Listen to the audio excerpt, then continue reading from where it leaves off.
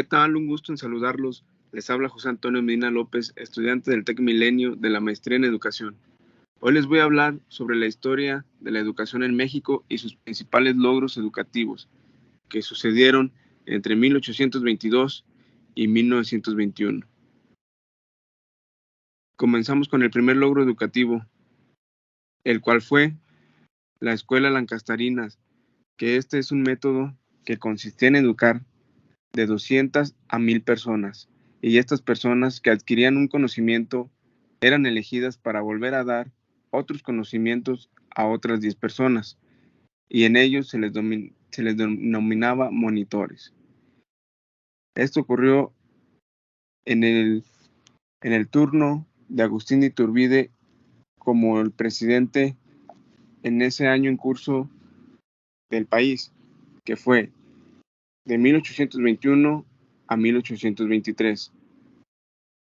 El impulsor que logró este método fue el doctor Manuel Codornión en el año de 1822, el día 22 de febrero.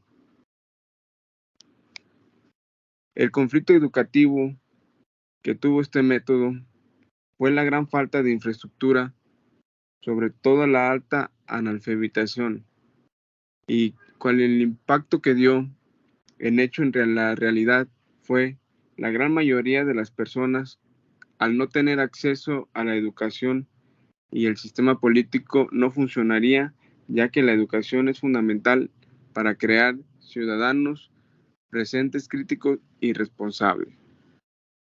Aquí, como propuesta personal de resolución del conflicto, es que se pueden destinar a un grupo de instructores que estuvieran previamente capacitados y que tuviese a lo mejor diferentes ramas al educar diversas ramas, para esto permitir que los conocimientos de la población se ampliaran y sobre todo que no limitara el aprendizaje a los ciudadanos.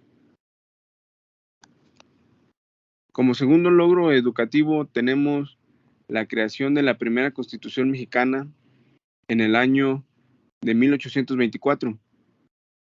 Es ahí donde se define uno de los primeros logros, que era otorgar a la educación como el origen de todo el bienestar social.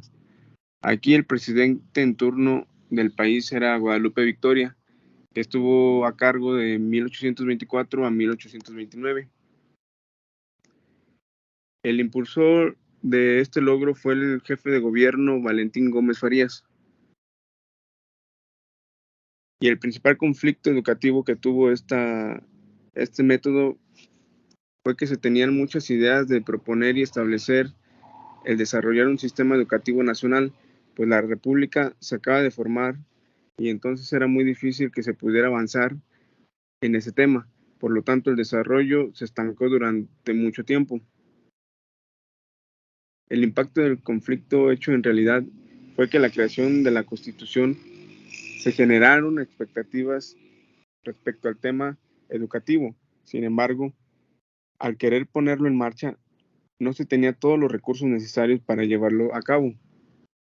Y aquí entraría mi propuesta personal de resolución del conflicto, que sería que la Constitución y el nuevo régimen político en México se dieran aperturas a la educación. Sin embargo, pienso que en una organización dirigida por el Estado podría haber lanzado una escuela por entidad, y esto de una manera paulatina, para así posteriormente poder analizar los recursos necesarios y dar forma a una organización educativa y estructurada, siendo las necesidades de cada estado importante y darles una, una estructura valiosa.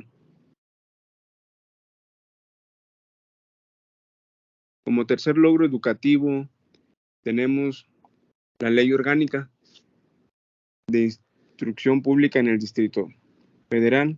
Esta fue promulgada el 2 de diciembre de 1867 e indicaba el gran avance en el sistema educativo en México, donde se establecieron la instrucción primaria, que era obligatoria y gratuita, la creación de las instrucciones secundarias para el sexo femenino, el establecimiento de diversas instituciones de educación superior, la fundación de la Escuela Nacional Preparatoria y las características de la educación es que sería obligatoria y gratuita y laica, y esto basándose en el acuerdo de las leyes de reforma. Aquí tenemos como presidente en turno a Benito Juárez, que estuvo en el periodo de 1857 a 1872. Y el impulsor de este gran logro fue el licenciado Antonio Martínez de Castro, a quien se le considera el restaurador de la política educativa, y Gabino Barrera, que fue un médico, filósofo y político, así como el presidente en su tiempo, Benito Juárez. Aquí el conflicto educativo que hubo fue el poner el final al monopolio eclesiástico que denominaba en la educación desde hace años, así como dar la apertura a todas las personas de cualquier índole social y del género para que tuviera acceso a una educación. El impacto del conflicto hecho en la realidad en general la sociedad, lo que limitaba los aprendizajes en las escuelas, la apertura al acceso educativo que permitió cambiar a la sociedad mexicana para entender el impacto de la actualidad, es que actualmente en México el 51.2% de la población son mujeres, y actualmente las consultas que realiza el INEGI arrojan que las mujeres tienen cada vez más culminación de sus estudios, y esto pues es un gran logro. Aquí, como una propuesta personal de resolución del conflicto, propondría buscar la anulación de la participación de la Iglesia en las decisiones educativas, porque los cleros llegan a limitar las actividades o los nuevos aprendizajes, que esto hace que vayan evolucionando con el tiempo, y también haría la observación a los países más desarrollados para ver su plan educativo y sobre todo las técnicas que han llevado a ese país, el tener el crecimiento y poderlo aplicar a nuestro país. Y como por último logro educativo, tenemos el impulso a creación de nuevas escuelas, así como una convocatoria para la creación de los libros de texto, que antes en ese tiempo se daba la importancia o la educación inicial, y se abren los primeros jardines de niños en México. Esto sucede en el año de 1910. Con Porfirio Díaz como presidente en ese año en turno, que su mandato fue del año de 1876 a 1911. Y el principal impulsor de este logro es Justo Sierra, que en aquel entonces era el subsecretario de la instrucción pública y política. Y el conflicto educativo en este periodo fue que en el gobierno de Porfirio Díaz la educación no estaba al alcance de todos, ya que las clases altas eran las que tenían mayor oportunidad de escuela, así como los estados del norte de la República.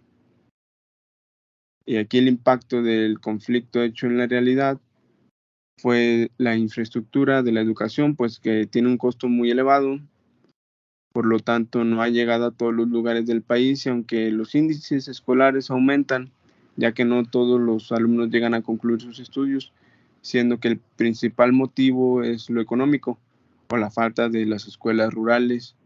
Y aquí, como propuesta personal de resolución del conflicto, se propondría que se debería de analizar de una manera detallada a la población, esto para llevar a la planeación y la creación de las instituciones educativas para beneficiar mucho a escuelas con potenciales, y sobre todo elevar las cualidades de una comunidad.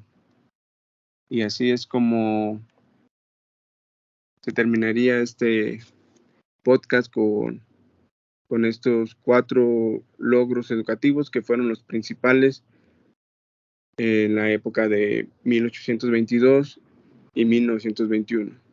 Esto sería todo.